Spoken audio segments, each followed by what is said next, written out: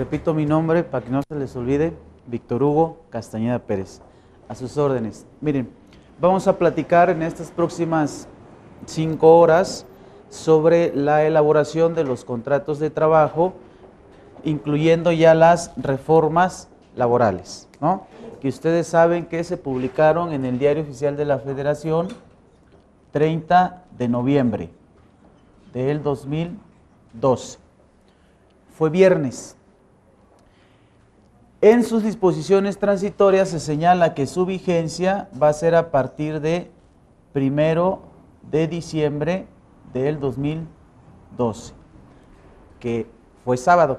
Ahí se señala que entrarían en vigor el día siguiente de su publicación, no señala día hábil siguiente, por lo tanto no entran en vigor el 3 de diciembre, que fue el lunes, sino el 1 de diciembre, que fue sábado. Y bueno, aquí sí nos cumplieron los diputados y los senadores. Dijeron que cuando Enrique Peña Nieto tomara posesión ya íbamos a tener reforma laboral. Tiene cosas muy buenas para los trabajadores, tiene algunas cosas positivas para los patrones. El proyecto original, el que presentó inicialmente el entonces presidente Felipe Calderón, no establecía lo que se establece hoy. Era un proyecto, una iniciativa completamente distinta. Les voy a poner un ejemplo. Si hablamos de los pagos por hora, que por cierto, precisamos, no son contratos por hora. Y se los comento porque ahorita que vamos a ver la elaboración de los contratos, podríamos decir, oye, se comenta o se dice los contratos por hora. No, imagínense que yo haga un contrato nada más para 1 hora, ¿no? Y mañana que venga otra vez el trabajador, otro contrato para 1 hora. No, no son contratos por hora. Son contratos por tiempo indeterminado o por tiempo determinado, dependiendo de la actividad que se vaya a desarrollar, que se tienen que justificar. Ahorita lo vamos a ver. Entonces, yo contrato a un trabajador por tiempo indeterminado y acuerdo con él pagarle el salario por hora. ¿Tú sabes qué? Yo te necesito nada más 1 hora en el día y entonces durante un tiempo indefinido vas a estar viniendo 1 hora diaria. Y yo te voy a estar pagando cierta cantidad. Cuando se presenta el proyecto original, que se empezaron a dar las críticas al proyecto, se decía que, y era cierto en principio, que esta reforma a la Ley Federal del Trabajo apoyaba completamente al sector patronal, y era cierto porque en su mayoría, un 90-95% del proyecto de cambio lo elaboró la Coparmex, y desde luego que intentaban hacer las cosas de acuerdo a lo que convenía a esa parte. Entonces se empezó a criticar y se dijo, mira, si el salario mínimo está en 64.76 pesos, estamos hablando que por hora al trabajador le tocaría el equivalente a 8 punto y algo, ¿no? 8.10. Cuando se acepte el pago por hora, el trabajador se va a ver tan afectado que ya nada más va a ganar 8 pesos 10, en ese entonces eran 7.35 por hora. Y entonces empezaron a decir, no, es que eso no es verdad, eso es una mentira. En un principio sí era verdad, porque no había ningún candidato. De hecho, cuando revisamos el proyecto original y lo empezamos a analizar, nos damos cuenta que sí hubieron cambios sustanciales, cambios importantes. Entonces, esto sí implicaba en un principio el pago por hora. Sin embargo, cuando los diputados lo analizan, entonces dicen, ¿sabes qué? Eso no es. Y fue como un factor de negociación. Vamos a aprobar, dijeron los de la bancada de oposición, vamos a aprobar las reformas, pero ¿sabes qué? Hay cosas que no te voy a permitir. Esto no te lo voy a permitir. Entonces, lo que vamos a establecer es que sí, te voy a aceptar el pago por hora, pero te voy a poner como una limitante que ese pago por hora nunca va a ser inferior al de una jornada diaria. No sé, si tú vas a contratar a alguien en tu empresa para que realice una función que ya está realizando otra persona, pero esa persona está todo el día, ese es el salario de ese puesto de una jornada diaria. Si esa persona gana 250 pesos diarios y contratas a alguien para que te elabore 1 hora diaria para ese mismo puesto, a ese le vas a pagar por 1 hora 250 pesos. Ya no te voy a permitir ni siquiera que sea un salario mínimo. Y se le pusieron esos candados a este concepto. Estamos hablando del artículo 83. Entonces, dentro de esta parte, así como esto, hubieron varios aspectos que se modificaron respecto del proyecto original. Otra parte que tiene que ver con los contratos, con la contratación, es la famosa prueba. Les pusieron candados y dijeron, mira, en un principio, antes de la Ley Federal del Trabajo del 70, que es la que actualmente nos está rigiendo, pero con las modificaciones ya de 2012, la Ley Federal de Trabajo que operaba anteriormente a la del 70, databa de los 30. Y en los años 30 sí se permitía la contratación a prueba. Entonces vean, cuando se empieza, se presenta el proyecto de reforma, dicen como justificación a la modificación, vamos a modificar la ley porque ya data de hace más de 40 años, desde 1970. Tiene muchas disposiciones que ya quedaron atrás y sí, era cierto. Sin embargo, dentro de ese intento de reforma, se iba a regresar a aplicar algunas disposiciones que estaban en la Ley Federal del Trabajo de los 30. Entonces, no es posible que tú me vengas a decir que vas a reformar la Ley Federal del Trabajo porque ya es obsoleta y quieras que se pongan disposiciones que estaban en la Ley Federal del Trabajo de los años 30. Entonces, una de esas disposiciones tenía que ver con la contratación de prueba. Allí sí era un contrato de prueba. ¿Sabes qué? Los que se están aplicando ahorita, o los que se aplicaban ahorita. Y digo, se están aplicando ahorita porque increíblemente todavía hay empresas que siguen en esta práctica. Yo te firmo un contrato por 90 días, o por 28 días, o por 30 días. Y si le echas muchas ganas, me convences, entonces te doy la planta y te doy seguro social.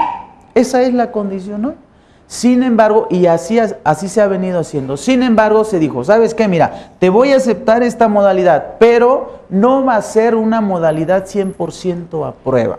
No, te voy a poner candados. Y esos candados son, si quieres aplicar esta modalidad, de entrada te digo que el contrato no va a ser un contrato a prueba. Va a ser un contrato por tiempo indefinido. Tú vas a contratar a tu trabajador de manera normalita, por tiempo indefinido. Y le puedes poner dentro de ese tiempo definido un periodo de prueba. Es decir, te voy a aceptar que cheques, que analices, que examines, a ver si es cierto que el trabajador sabe vender, a ver si es cierto que el trabajador sabe reparar una computadora, así como te lo dijo desde un principio. Pero vas a tener cierto tiempo para hacer esa evaluación. Una vez que tú ya revisaste durante ese periodo que el trabajador sí te dijo la verdad, ya no le firmas otro contrato. Ese contrato que inicialmente firmaste con él ya es por tiempo indeterminado. Y tú lo único que estás haciendo es, en ese lapso de prueba que tú ya estableciste en el contrato de común acuerdo, vas a estar verificando y corroborando que no te dijo mentiras. Y si sí te mintió, terminado el tiempo que lo estás examinando y que de común acuerdo lo pactaron, entonces le dices que se vaya, que ya se acabó, nada más le pagas la parte proporcional que devengó de prestaciones, finiquito, vacaciones, prima vacacional, y se acabó la relación de trabajo. Entonces, ¿por qué razón se hizo esto? Porque miren, mucho de lo que se discutió como una crítica es precisamente una figura que el legislador en los años 30, para la ley del 70, cuidó mucho, la estabilidad en el trabajo. Fíjense ustedes cómo curiosamente a la clase que se intenta ayudar, lo cual yo no descalifico, me parece acertado, pero al mismo tiempo se le pasa a perjudicar. Les voy a decir por qué. Se dijo, los jóvenes no pueden ellos ni siquiera aspirar a un trabajo, ya no digamos una estabilidad. Ni siquiera pueden aspirar a un trabajo porque están en un círculo vicioso. Ese círculo vicioso dice, no te doy trabajo porque no tienes experiencia. Y nunca vas a tener experiencia porque nunca te dan trabajo. Entonces, por eso los jóvenes están subempleados, por eso los jóvenes son ninis, etc. Vamos a ayudar a los jóvenes. ¿Cómo vamos a ayudar a los jóvenes? Bueno, vamos a facilitarle a los patrones, lo cual es bueno. Vamos a facilitarle a los patrones, vamos a darle chance para que la contratación sea flexible. Que el patrón que le está dando oportunidad al joven, y si el joven no rinde, que no le cueste decirle a ese joven, ¿sabes qué? Aquí se terminó, no la hiciste, yo te di chance que aprendieras, tú no quisiste aprender, pues ¿sabes qué? Aquí se acabó. Pero que el hecho de que le aspire, de que le abra las puertas de la empresa para que se pueda dar esa oportunidad a los jóvenes, que al patrón no le cueste. ¿Que no le cueste qué? Dinero. Porque así como estaba antes la Ley Federal del Trabajo, decía, tú contratas a una persona, lo contratas hoy, y si él mañana, por alguna situación, dice, ¿sabes qué? Fíjate que ya no quiero, y va y te demanda, y si te gana, porque por alguna razón dicen, imagínense usted, dice el patrón, ¿sabes qué? No te firmo contrato, porque yo no quiero que el día de mañana me vayas a exigir vacaciones, prima vacacional. Un error. No te firmo contrato y a ver cómo peleas. No, pues yo peleo sin papelito, yo soy trabajador, yo tengo a mi favor la presunción de que eso es cierto. A ver cómo demuestras tú que no es cierto. Entonces, llega hoy, desafortunadamente, sí me ha tocado ver, a lo mejor ustedes también, algunos trabajadores que se dedican a esto. Van, se contratan, 15, 20, 30, 40, 50 días, van, lo demandan, me corrió y no es cierto. Y luego ya están trabajando con otro y aquí tienen demandado a un patrón. Entonces, eso al patrón le cuesta mucho dinero. Por lo menos 3 meses constitucionales, su prima de antigüedad 12 días por año. Y si el trabajador dice, ¿sabes qué? Reinstálame, desde luego que el patrón va a decir, no, yo no te reinstalo si nada más te dedicas a andar haciendo tranzas. Ah, bueno, no me reinstalas, estás en tu derecho, págame 20 días por año. Entonces, le costaba mucho dinero a los patrones. Pero miren, bajo esta figura de ayudar a los jóvenes, tenemos nosotros la siguiente situación.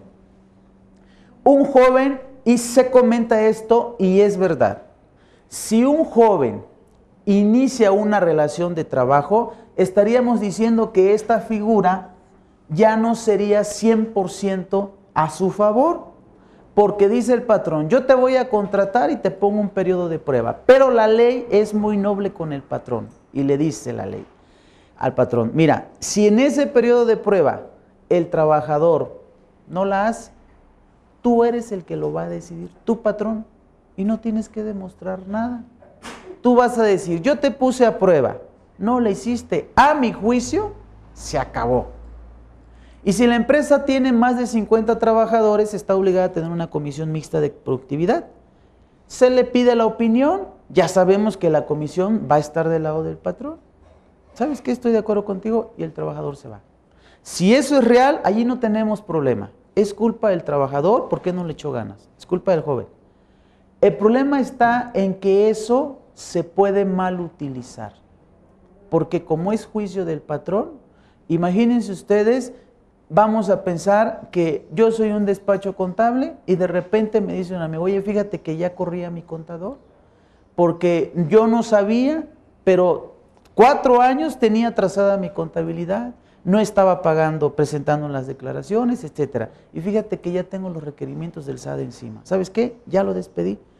Llévame tú la contabilidad. Y entonces yo volteo a ver a mis auxiliares y digo, ninguno de estos, todos están saturados de trabajo. Ya sé, voy a contratar a alguien. Pero yo necesito a ese alguien nada más para que regularice la empresa. Está atrasada 4 años, está atrasada 3 años, contrato a alguien nada más para que me la regularice. Pero yo no le voy a decir.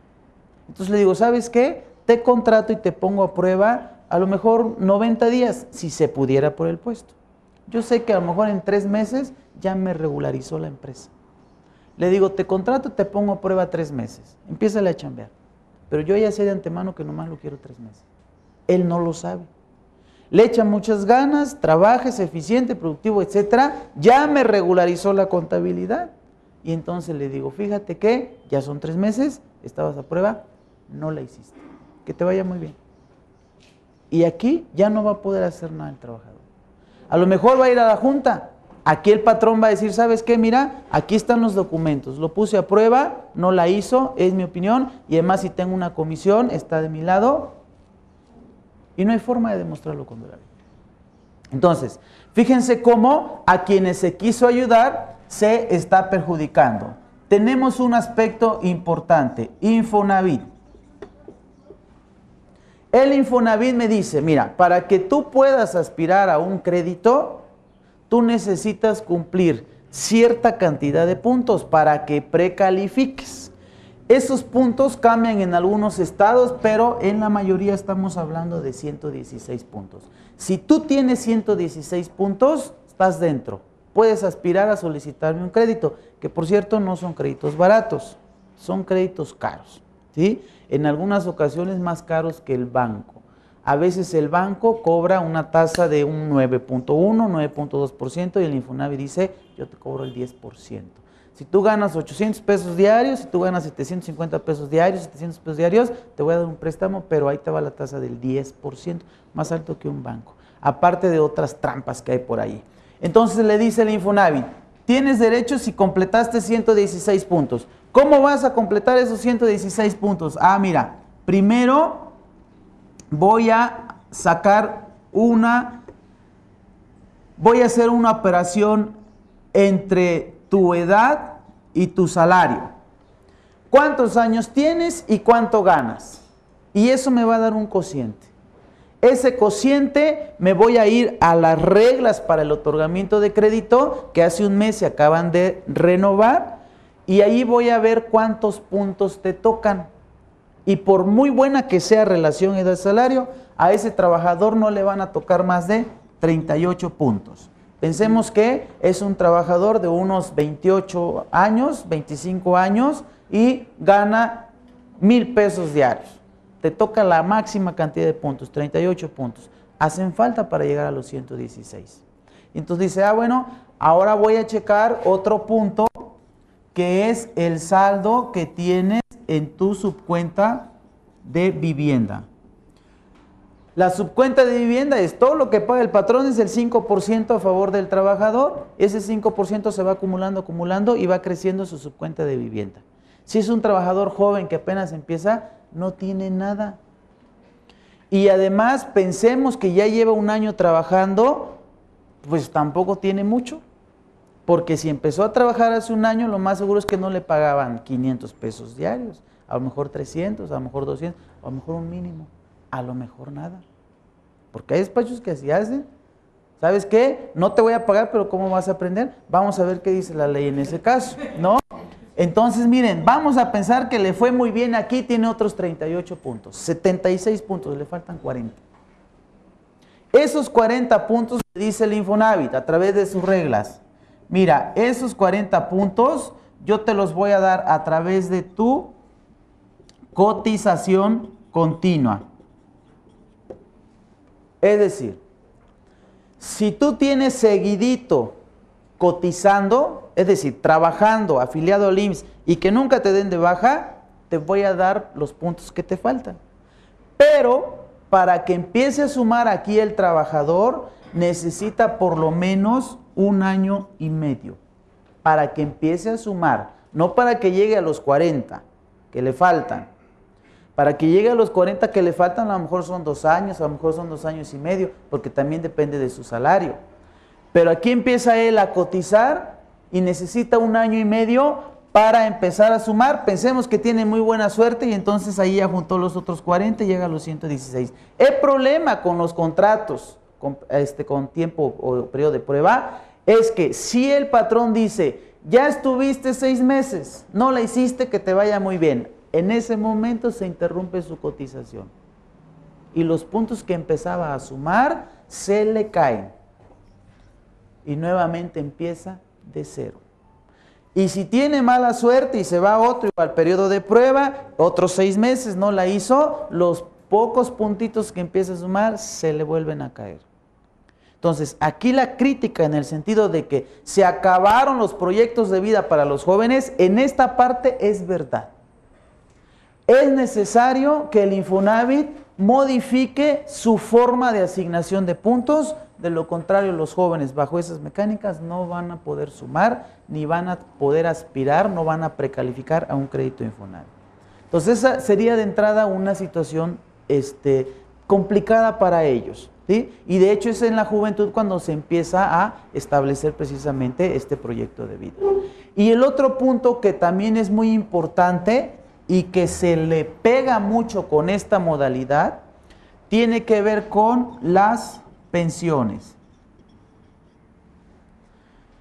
Desde luego que los jóvenes ya no tienen chance de elegir régimen, a ellos les toca forzosamente el régimen actual, el régimen del 97. Entonces, fíjense, dice la ley dentro de este régimen, mira, para que tú te puedas pensionar, necesitas haber cotizado 1,250 semanas, es decir, el equivalente a 25 años. Si tú empiezas a trabajar a los 20, a los 45 ya los juntaste. Si quieres a los 45 ya puedes pedir pensión. Fíjense que eso es una modalidad nueva que se llama la pensión juvenil o pensión por retiro, que no existe en la ley vieja. En la ley vieja nada más existe pensión por cesantía o pensión por vejez, hablando de la edad. En la ley nueva ya existe pensión por retiro desde el 97. Por eso la rama de seguro se llama RCB, retiro, cesantía, nada más edad y vejez. Esa pensión por retiro dice, mira, si tú no tienes la edad, pero ya juntaste las semanas, yo nada más voy a hacer una división, una operación aritmética, y si en esa operación aritmética te alcanza para 2,300 mensuales por lo menos, para arriba, te doy tu pensión desde los 45. Aquí el problema es que nunca va a llegar a eso, porque lo que se suma en la FORE, la mecánica para sumar en la FORE es muy complicada y al final al trabajador le toca muy poco. Entonces, pero dice la ley, cuando tengas 1,250 semanas, ya puedes. Entonces, si yo empiezo a los 20, dice el joven, a los 45, ya tengo los puntos. Entonces, miren, aquí es donde viene el problema. Me contratan y me ponen a prueba. Hay algunos casos en que la ley dice, lo puedes poner a prueba hasta 180 días, el equivalente a 6 meses. Entonces, si está el trabajador 6 meses y al término de la prueba le dice el patrón, ¿sabes qué? Que te vaya bien. No la hiciste, no sabes. Y en ese momento nada más suma medio año cotizado. Pensemos que es un caso extremo, pero es posible. Pensemos que tuvo la mala suerte, ¿no? Casi no sucede, ¿no? Hoy queda uno sin trabajo y mañana ya conseguimos. Pensemos que tiene la mala suerte que se pasa otros 6 meses buscando chamba. Allí ya perdió el trabajador un año. De un año nomás cotizó medio. Si él necesita 25 años para llegar a esto, con esta modalidad, que tuviera la mala suerte, dijimos caso extremo, 6 meses a prueba, 6 meses sin chamba, 6 meses a prueba, 6 meses sin chamba, él si empieza a los 20, a los 70, ya sumó las 1,250. Ese también es un problema. Es una realidad, es una posibilidad. Y miren, desde luego que la autoridad lo sabe, y aún y cuando no lo reconozca, hay parte de esto en esa intención. Tan es así que hoy ya casi es un hecho, hacen falta nada más algunos puntos, por eso por hecho, pero pudiéramos decir que casi es inminente que se aprueben las reformas a la ley del Seguro Social. Que por cierto, lo que estábamos comentando el lunes pasado, que decíamos, un error ahí, no sé, yo creo que a lo mejor nos estaban escuchando, o sea, un error, decíamos la semana pasada, el lunes creo fue esta semana, ¿no? Decíamos, los diputados quieren reformar la ley del Seguro Social y su intención básicamente es la siguiente. Nosotros tenemos un concepto en la ley del Seguro Social que se llama salario base de cotización y tenemos un concepto en ley del ISR que se llama salario base gravable. Este tiene su mecánica para determinarla. El artículo 27 me dice, tú vas a sumar lo que le pagues al trabajador, todo lo que le pagues al trabajador por su trabajo. menos los siguientes conceptos. Y nos pone una serie de fracciones el artículo 27. Tiempo extraordinario nos pone condiciones, fondo de ahorro nos pone condiciones, premio de asistencia, premio de puntualidad, cuotas obrero-patronales, cuotas obreras a cargo de los patrones, nos pone una serie de condiciones, pero me dice, si cumples estas condiciones, estos conceptos del 27 no los vas a sumar. Y entonces, de esa forma nosotros decimos, todo lo que le pague por su trabajo va acá, menos los conceptos del artículo 27. Y con eso llegamos al salario base de cotización. Y para el Seguro Social, ese es su concepto de salario. Luego, nos vamos a la ley del ISR y me dice el artículo 110. Para mí son ingresos por la prestación de un servicio personal subordinado, los pagos por sueldos y salarios, otras prestaciones derivadas de la relación laboral, la PTU y los pagos por separación. Esos 4 conceptos para mí es salario. Y el salario lo vas a grabar de la siguiente forma. Y nos vamos al artículo 109 y me dice, mira, si tú le pagas aguinaldo, va a estar exento el equivalente a 30 veces el salario mínimo general de la zona del trabajador. 64.76 por 30, eso está libre y la diferencia le grabas y le retienes el ISR. Lo que quieren ahora los diputados es que estos dos sean iguales. Ya ahorita con algunas críticas que se han estado dando, dicen, bueno, está bien, mira, te voy a dejar libre aquí los vales de despensa, siempre y cuando no se los des en efectivo, ¿sí? Y en las mismas condiciones, que no rebasen el 40% del salario mínimo general del Distrito Federal. Pero todo lo demás te lo voy a igualar a esto. Y entonces, aquí la intención es que cuando este se iguale a este, los patrones van a pagar más. Porque aquí tendríamos lo siguiente, tiempo extraordinario. Yo le digo a mi trabajador, oye, necesito que te quedes el jueves, hoy, 3 horas más.